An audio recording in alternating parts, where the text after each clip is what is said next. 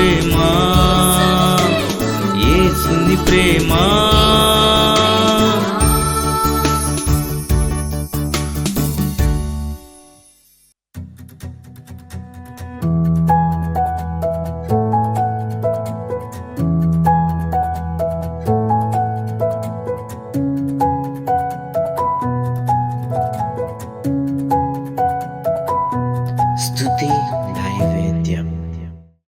అందరూ బాగున్నారు కదా? మీ కుటుంబాల కోసం, మీరు చెప్పే అవసరతల కోసం, మీ యొక్క ఆరోగ్యాల కోసం మేము ప్రార్థన చేస్తున్నాం. మాకు ఫోన్ చేయండి. మీ అవసరతలు ఏమైనా సరే మాతో చెప్పండి. మేము మా ప్రార్థనా టీము ప్రార్థన చేస్తాం. దేవుని వాక్యం ధ్యానం చేసుకుందాం.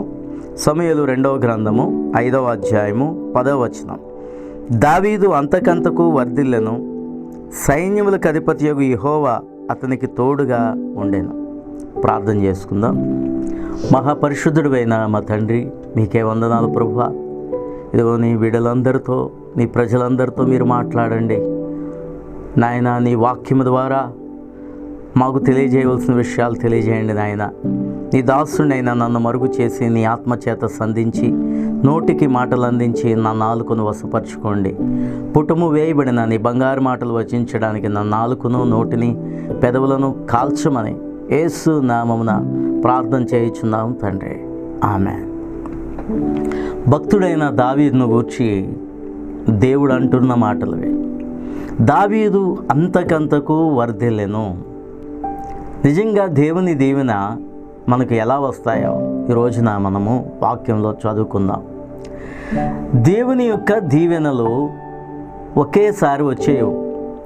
చాలామందికి ఈ లోకంలో ఏమనుకుంటారంటే, ఒకేసారి పెద్దవాడిని అయిపోవాలి, ఒకేసారి నాకు ఆస్తి వచ్చేయాలి, లేకపోతే చాలామందికి కష్టపడకుండానే పెద్ద ఉన్నతమైన స్థితిలోనికి వెళ్ళిపోవాలి అని అనుకుంటారు.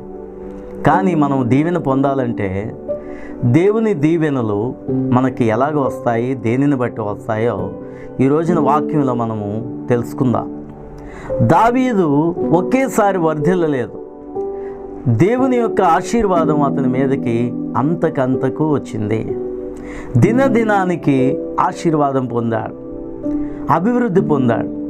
అసలు దేవుడు మనల్ని దీవించాలంటే మనలో ఉండవలసింది ఏమిటంటే కృతజ్ఞతా భావము.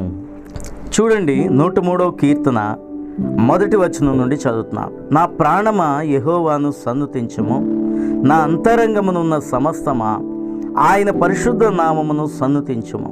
నా ప్రాణమా యెహోవాను సన్నుతించుము, ఆయన చేసిన ఉపకారములలో దేనిని మరువకము. దావీదు దేవుని దీవెనలు పొందుకోవటానికి, వర్ధిల్లడానికి గల ముఖ్య కారణము దావీదులో ఉన్న కృతజ్ఞతా హృదయము. దేవునికి మనలో ఏమి ఇష్టం అంటే, మన హృదయంలో కృతజ్ఞత ఉంటే అది దేవునికి ఇష్టం. దావీదుని దేవుడు అంటాడు, ఇతడు నా ఇష్టానుసారుడైన మనుష్యుడు, నా హృదయానుసారుడని దావీదుని అంటాడు దేవుడు. దావీదు దేవునికి ఎందుకు హృదయానుసారుడయ్యాడు అని మనం చూసుకుంటే, దావీదు దేవుడు చేసిన ప్రతి మేలులను బట్టి కూడా దేవునికి స్తోత్రం చెల్లించేవాడు, కృతజ్ఞత స్తోత్రాలు చెల్లించేవాడు, దేవుణ్ణి పాడేవాడు, కీర్తించేవాడు. దావీదు హృదయం అంతా దేవుడు చేసిన మేలులను బట్టి ఆనందించేది. ఇక్కడ అంటున్నాడు, నా ప్రాణమా. మనుషులతో చెప్పట్లేదు కానీ అతని ప్రాణంతో చెప్పుకుంటున్నాడు. ఏంటి, నా ప్రాణమా దేవుడు చేసిన మేళ్లను నువ్వు స్తుతించు అంటున్నాడు. నిజంగా అతని హృదయంలో దేవుని పట్ల ఎంత కృతజ్ఞతా భావం ఉందో చూడండి. నిజంగా దేవుడు చేసిన ప్రతి మేలులను మనం ఎప్పుడైతే తలంచుకొని దేవుణ్ణి స్తుతిస్తామో దైవ ఆశీర్వాదాలు మన మీదకి వస్తాయి. ఒక పాట ఉంటుంది, స్తుతి ఆరాధన పైకి వెళుతుంది, ఆశీర్వాదం క్రిందకి వస్తుందని. నిజంగానే మనం ఎప్పుడైతే స్తుతి యాగము అర్పిస్తామో, అందుకనే కృతజ్ఞతా స్తుతులు చెల్లిస్తూ దేవుని ఆలయంలో ప్రవేశించండి. దేవుని ఆలయంలో ప్రవేశించే మనము, దేవుని దగ్గరికి వచ్చే మనము మన హృదయముతో స్తుతి యాగం అర్పిస్తే, దేవుడు చేసిన మేళ్లను బట్టి మనం ఆనందించగలిగితే తప్పకుండా దేవుని యొక్క ఆశీర్వాదాలు మన మీదకి వస్తాయి. అసలు దేవుని పట్ల మనకి కృతజ్ఞత ఉండాలి. అలాగే మనుషులు చేసిన మేళ్లను కూడా మనం ఎప్పుడు కూడా మరిచిపోకూడదు. దేవుడు ఎవరి ద్వారా మనకి మేలు చేస్తాడు అంటే దేవుడే స్వయంగా వచ్చి చేసాడు. కానీ ఏదొక రీతిగా ఎవరినొకరిని ఉపయోగించుకొని మనకు మేలులు చేస్తాడు. దావీదు తన జీవితంలో మనుషుల పట్ల కూడా ఎలాగ కృతజ్ఞత కలిగి ఉన్నాడో మనం దేవుని వాక్యంలో చదువుకుందాం. సమూయేలు 2వ గ్రంథము 9వ అధ్యాయము చదువుదాం. చూడండి మొదటి నుండి. యోనాతానును బట్టి నేను ఉపకారం చూపుటకు సౌలు కుటుంబంలో ఎవడైనా కలడా అని దావీదు అడిగాను. దావీదుని దేవుడు చక్రవర్తిగా చేశాడు. దావీదుని ఇశ్రాయేలు ప్రజలందరూ రాజుగా ఉండాలని కోరుకోగా సౌలు చనిపోయిన తర్వాత దావీదు రాజు అయ్యాడు. రాజు అయిన తరువాత అతడు తన రాజ్యములో ఎవరైతే తనని చంపాలని అనుకున్నారో ఆ సౌలు యొక్క కుటుంబంలో మేలు చేయాలని అనుకున్నాడు. ఎందుకంటే యోనాతానును బట్టి అని ఇక్కడ మనం చదువుకున్నాం. సౌలు యొక్క కుమారుడు యోనాతాన్. సౌలు దావీదు మీద అసూయతో ద్వేషంతో మనుషులందరూ అతన్ని పొగుడుతున్నారని ద్వేషం కలిగి అసూయ కలిగి అతన్ని చంపివేయాలనుకున్నాడు.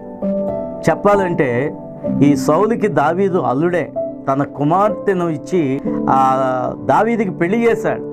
అయినప్పటికీ అసూయతో అతన్ని చంపాలనుకున్నాడు. చాలాసార్లు తన దగ్గర ఉన్న ఆ బల్యాన్ని విసిరాడు. కానీ దేవుని కృపను బట్టి అతడు తప్పించబడ్డాడు. తర్వాత సౌలు చంపివేస్తాడని దావీదు అడవులకు పారిపోయాడు, గుహల్లో దాక్కున్నాడు. అయితే అతనికి సౌలు యొక్క కుమారుడు యోనాతాను ఏం చేసేవాడంటే సహాయం చేసేవాడు. ఎందుకంటే యోనాతాను దావీదులో ఉండే ఆ వీరత్వాన్ని, దేవుని అభిషేకం అతని మీద ఉండటాన్ని గమనించి అతడే ఇశ్రాయేలులకు రాజుగా ఉండటానికి తగినవాడని ఎంచి అతనితో స్నేహం చేశాడు. సౌలు చంపేద్దామన్న పన్నాగాలన్నీ కూడా ఈ యొక్క యోనాతాను దావీదుకి చెప్పి నువ్వు పలానా చోటకు వెళ్ళు, పలానా దగ్గర దాక్కో అని అతడికి సలహాలు ఇచ్చేవాడు. నిజంగా ఆ విషయాన్ని దావీదు రాజు అయిన తర్వాత మర్చిపోలేదు. అందుకనే యోనాతానును బట్టి నాకు స్నేహితుడై నాకు సహాయం చేసి నేను అపాయంలో ఉన్నప్పుడు నా ప్రాణాలు కాపాడిన యోనాతానును బట్టి అతని కుటుంబంలో ఎవరికైనా మేలు చేయాలని అనుకున్నాడు. దావీదు రాజు అయినప్పటికీ మరి ముందుగానే సౌలు యోనాతాను కూడా చనిపోయారు. అందుకని ఆ కుటుంబంలో ఎవరైనా ఉన్నారా అని రాజుగారు ఈ దావీదు రాజు ఏం చేశాడంటే ఎంక్వైరీ చేయించాడు. ఎంక్వైరీ చేయించినప్పుడు యోనాతానికి ఒక కుమారుడు ఉన్నాడని తెలిసింది. ప్రార్థన చేసుకుందాం. మహాపరిశుద్ధుడు అయిన మా తండ్రి, నీకే వందనాలు ప్రభువా. నీ కృప గొప్పది ప్రభువా. నీ కృపను బట్టే మేము జీవిస్తున్నాం నాయన. నీవు మాకు చేసిన ప్రతి ఉపకారమును బట్టి మేము నీకు కృతజ్ఞత కలిగిన వారంగా ఉండటానికి సహాయం చేయండి.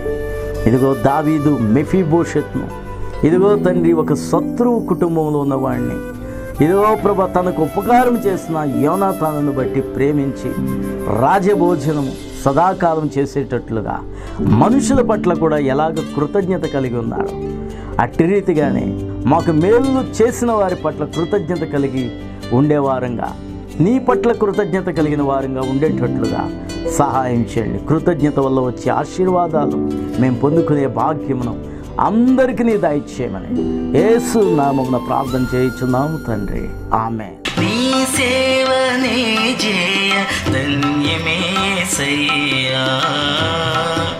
సనిద పమా పమగరిసా సనిద పమా పమగరిసా సనిద పనిద పమ దపమగ మగరి సరీ.